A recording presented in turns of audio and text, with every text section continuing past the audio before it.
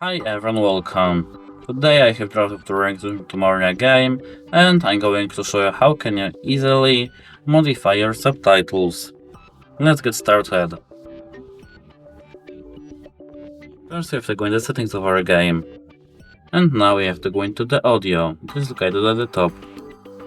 Now in the subtitles we have enable subtitles, we have to click on it.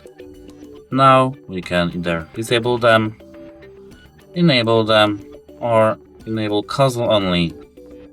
Below that we have subtitle size.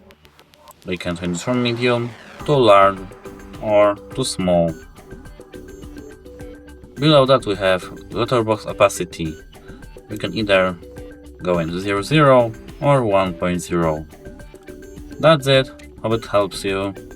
Goodbye.